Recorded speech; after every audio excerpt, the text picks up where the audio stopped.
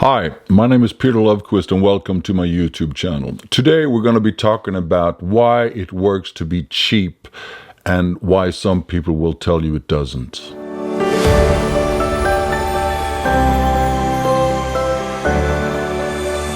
Starting your own business is challenging, scary, and confusing at times. But it's also very satisfying and it gives you a lot of opportunities. But in the beginning, it's mostly the scary stuff that is dominant, and you're not getting so much of the calmness and satisfaction of it. So in the beginning, you're struggling with the ordeals of getting the wheels rolling. If you're not taking over an already established business, or you have a groundbreaking idea which will pretty much put you alone on the market, then you will be struggling with ways to make people be aware of you and to make a name for yourself and for your brand. And that is why you're probably seeking advice from those who are more experienced in your line of business, tapping into some of their wisdom and their knowledge and their experiences. Taking pricing, for example. Pricing is a very important variable. It's just one of many, but it's a very important one, and it's a one that will have a lot of influence in your growth. One of the ways of encountering this information is joining different groups on social media, and mostly it will then be groups that are specific to your line of business. Me, I'm a photographer, so I'm mostly involved in those kind of groups that will bring up topics typical for photography. But during this episode, I will be referring to some of these topics, but the general thought and the general idea is pretty much the same regardless of what kind of business you're into starting up. Seeking advice from your presumed future competition does bring up some issues. The question that I read and that I see quite often, and which lies as a fundament for this episode, is how much should I charge? The outcome of this question is very similar in most cases, and the engagement in the answers is usually very high, and there's a lot of points of views to it. In my case then, from established photographers, a lot of advice will go in the line of, don't be too cheap, make sure you can make a living from it from the very beginning. It's going to be hard for you to raise the prices later, and that clients care about quality and not pricing. Now, remember that the ones who are giving you this advice are mostly just strangers to you who don't care really about you more than they would care about any other stranger. And remember also, and perhaps the most important thing of all, these people, they have a conflict in interest. And that's why you, with pretty great certainty, can just assume that it's all bullshit. It's as simple as that. The truth is that low pricing will serve you very well when it comes to gaining attention. And that is mainly what you need to do when you're starting up. Your goal and the order of events is to start growing your client base and then gradually from them getting your income as time goes. Without a client base, there will never be any incomes. Now, your competition, they already have an established name. They already have the mouth to mouth. So you need to find other ways to make people choose you, regardless of that you have a smaller toolbox. If you are, by your establishment, not increasing the amount of clients, you're actually taking pieces of the market, of the supply, of clients, and that will in turn cause challenges for your future competition. So the more successful you are, the more challenges the competition is going to experience from your success, and those are the ones giving you advice. Let's be honest. People care about pricing. Anyone who says differently are either very poorly informed or they have an agenda having you believe that it doesn't matter. Just the mere fact that companies like Price Runner and sites like that are making fortunes just out of the fact that people are very much engaged in price comparison. So you have price comparison sites that are actually making a business out of the fact that people are so eager to compare pricing. So people are very willing to do this comparison, and they will also make their choices depending on the pricing. That is just the way that it goes. Don't get me wrong, people care about quality also, but there are sacrifices that people are willing to make in terms of quality for the benefit of pricing. And not always does pricing and quality go hand in hand either, especially not in my brand, photography, where there are very talented people who are not even charging anything at all. And to even more enlighten the strength of pricing is that big companies, they do this as a strategy when they're entering new markets. They will go into a country and they will do what is called aggressive marketing. Now, this is even in some countries, it's illegal because it's so efficient. It pretty much means that if you come into a country with a brand and you have a lot of cash stacked up in the back, you can go in and you can put the pricing so low that you will kill off the competition as you go, knowing that of course you're doing a loss for maybe 3 or 4 or 5 years. But the outcome is that once you've gone through that period of time, you have killed off so much of the competition that you will stand a much stronger ground. Not morally maybe the best, but it is effective, and nobody could say any different, because if it wasn't that way, you wouldn't have the big companies doing it. All right, now, so let's go through them one by one. Don't be too cheap. Well, that is, of course, true, but too cheap is not as a reference to what pricing other people are having, because your pricing is your personal business with regards to your personal situation, and it has really nothing to do with anybody else. I mean, the main rule is to deliver a product or a service to as an good price as possible without making any sacrifices on the quality. And that is what clients and customers want. They want as good quality as possible to a price that is as acceptable as possible. What they might mean is that you should not be very much cheaper than them because it's causing them problems. If you have a job on the side and that is giving you sufficient income for you to survive, then that means that your new business can have a really, really low pricing to begin with in order to gain you some momentum. And that is not a problem. That is not wrong. It's just using the toolbox that you are given and using it to your advantage. And the other one is make sure you can make a living from it. And that is true. You need to make a living. You need to eat. You need to pay your rent. You need to pay your bills. That is very much true. But referring to what I said earlier, if you already have a job or you have some other ways of dealing with your income, then in this particular line or in this particular phase of your business, you are entitled to keep a price that is actually lower than the regular market, because it's a strategy that you're using in order to gain yourself a client base and the word-to-word and reference materials. A good way to gain some client base then, and if you're a photographer like me, or if you're doing something else, I'm sure you're inventive enough to come up with something. But putting out a post on social media, something like, "Hi, I need some reference materials for outdoor photography," in my case. I will offer this for, say, 10% of the ordinary amount, and I will also give you 3 pictures digitally from your choice. If I may use the pictures for my own marketing as reference materials, and I will guarantee you there will be people jumping on that train because one, they want to do you a favor, and it feels like a good trade when you're explaining why you're giving this unbelievable deal out. And the reason that you're doing it is because you need the pictures as reference materials, and it's specific for, in my case, then outdoor photography, which means that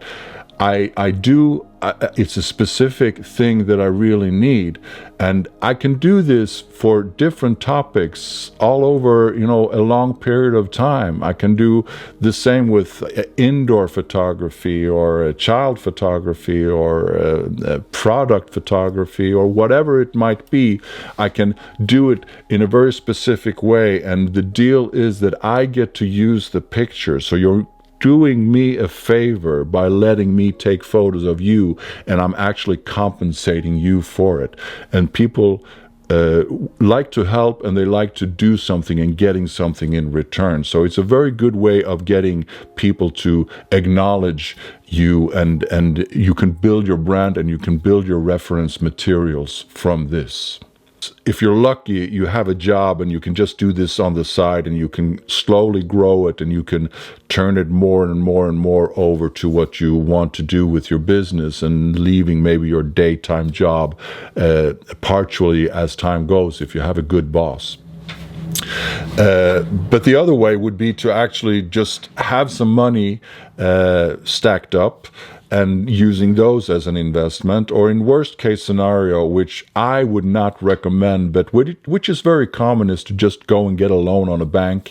But that one, I would never do it. It's not my way of starting up a business, although I'm not saying that it doesn't work. It works for millions of people, of course, doing it that way. And for many people, it's also the only option. So I'm not saying it's bad. I'm just saying that for me, it wouldn't work. I wouldn't want to make an investment and then end up having to leave it and then still being in debt to somebody for something that just didn't work out.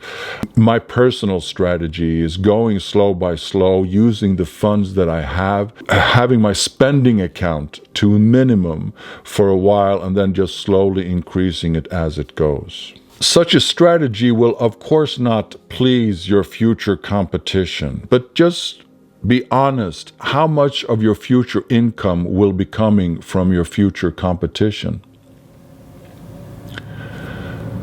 That is, you need to concentrate on the things that will generate income for you on a long term and in the long run. So what you need, again, and which is essential, is a client base. And you can only build a client base if you're noticed in one way or the other. And pricing is one way to definitely be noticed. Next one. People don't care about pricing. Really, they do. They care a lot about pricing. That's pretty much almost the most important feature for most people. They will ask you about the price. And it's also in relation to how your product or how your service is going to be used. So you can have a variation of different standards, and you can also pinpoint something that you can be. For me, example, as a photographer, I don't need to know everything about all photography. I only need to know the issues that I am bound to get in the terms of the clients that I'm taking or the clients that I'm aiming for. That means I don't need to know how to take pictures of the moon if my brand or my line of photography is taking pictures of pets. Depending on what your products or your service is going to be used for, the level of quality will differ. And it's not always an argument to have higher quality. Me, for example, if I'm delivering ID photos to a client, I'm not going to be printing them on a fine art paper that is maybe 8 times more expensive than a just regular photo paper, because the photo paper will serve its purpose. So even if I would charge 8 times more to a client saying, yes, but I'm printing it on a very high quality paper, the client would not really understand, and rightfully so, why I would choose such a high quality for a purpose that doesn't require it. So just be careful about using quality as a term of excusing a higher price, because it's not always necessary.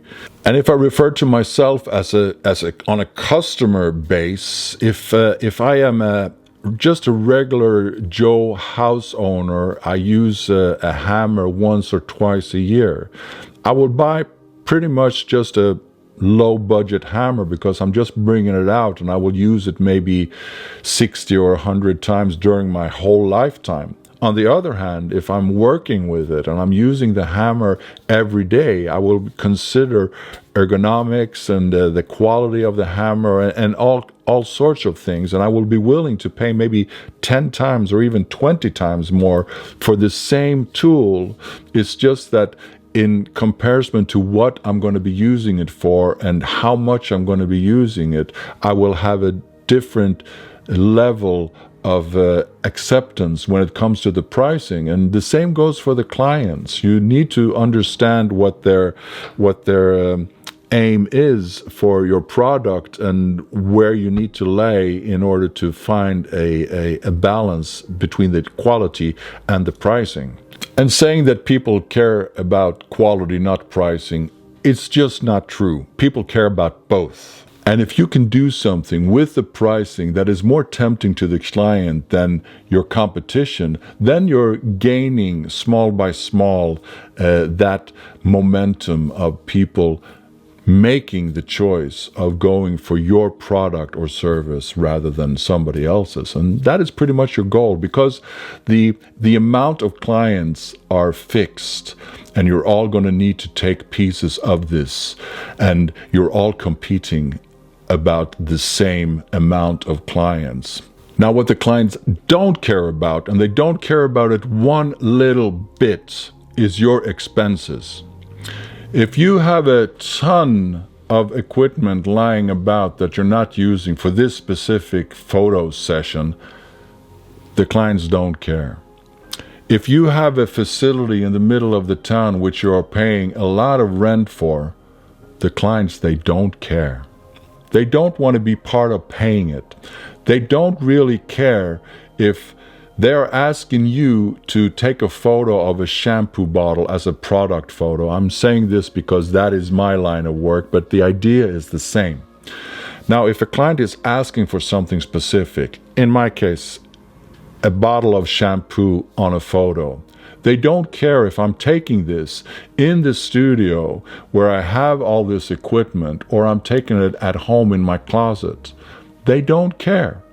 That means that I can actually produce the same product for a fraction of the price in comparison to if I have all this equipment and things that I'm not using for this specific photo. So if you're being hired to take photos of this shampoo bottle and you have this great facility, you have a lot of equipment lying about, you have a ton of education, and you have a lot of expenses in your back, which goes into the product because nobody else is paying for all these things that you have around you. That could be the studio, the equipment, the education, whatever it might be, insurance for the studio and things like that. All these costs are going into the product, the service, or whatever you are offering your clients. Now, this is opposed to maybe somebody doing the same thing from the closet in the bedroom. In comparison, and if the products come out the same way, the client, it's not going to be interested in your expenses. They want their shampoo bottle picture, and they want the shampoo bottle picture to be nice. And if it is nice, they'd rather pay the lower price than the higher price. That is just the basic facts of it. Now, the next one and the last one, that's the most common one, and it's also the most ridiculous one. It's hard to raise your prices afterwards. It's not. It's the easiest thing you can do. You just go into your website, you increase the price, and you're done. It's no harder than that. If they leave you because your prices are too high, then you wouldn't have had them in the first place. It just doesn't really make sense. And even if you would lose some clients, let's say you have gone from 0 clients to having 1,000 clients, and you're losing 30% of those, that would still leave you with 700 clients that you probably would not have gained if you were more expensive to begin with, because those clients would have chosen the safer cards, because the ones that have the same pricing as you and have something to show for it, like reference materials or whatever it might be, those are just a safer choice. If the price is the same, then why gamble with somebody who you don't know what they're actually capable of or what they're doing? Don't get me wrong about this. I'm not happy about this either. I would prefer if all businesses that were starting new and fresh would be charging the same as me. Even more, to be honest, because that will just make life even easier for me. But that is just not how it works. I have competition coming in my way all the time. And the ones, of course, who have a part-time job coming into my brand of business and offering the same products or services that I offer to a lower price is, of course, a challenge to me. So if I need a ride from one place to another, I won't be feeling very much remorse or responsibility for the taxi drivers all around, even if I ask a friend of mine to drive me to the place, just giving some gas money. Now, my friend might not be as an experienced driver as the taxi driver, and it might not even know the best route, but I will get there, and I will get to the address that I'm aiming for, and I will be saving a shitload of money. And that is important to me, because then I could use that money for something else. But that is how my clients are thinking too. So what you should do is you should see your situation as a toolbox. Now, you might be in the same game as your competition, but if your competition has been around for a while and they're established, although the rules might be the same, but the toolboxes, they are very, very different. And those tools that your competition might have used at one point, they're not using those anymore. And you are in that position where you have these vacancies or empty slots in your toolbox, whilst your competition, they will have things like experience, reference materials, already engaged clients, like a regular client base, and things like that they could stand on, and they can use these tools, and they can keep their clients, and they can have their words going out from mouth to mouth and all that. Whilst you don't have that option. You are just going to have to pretty much say, trust me. With the tools that are in your possession right now. And those are the ones that you should be using as much as you need them. If you don't have to compete with pricing, well then, good for you. Just go for it. If you could go out with the same pricing as your competition around you and still get the clients and still get the income, well then you're a fortunate one. And then, of course, you should consider doing it that way. But for the very, very vast majority of people, that is not the case, because most people, they will start with pretty much nothing, and they really need to gain the awareness of them being around. And people do talk prices. So if you did get anything out of this video, you know what to do. You've heard it before. Click those buttons. This is a subscribe button is one of them. That one really makes me happy to see you click. The notifications button is perfect if you want more of these videos, or you want to get a notification when there's one out there. And of course the like button, it makes me really happy too.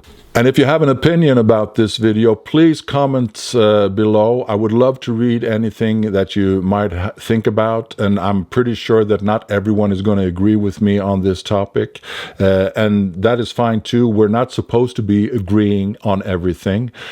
Have a great day, and just keep on going. Thank you.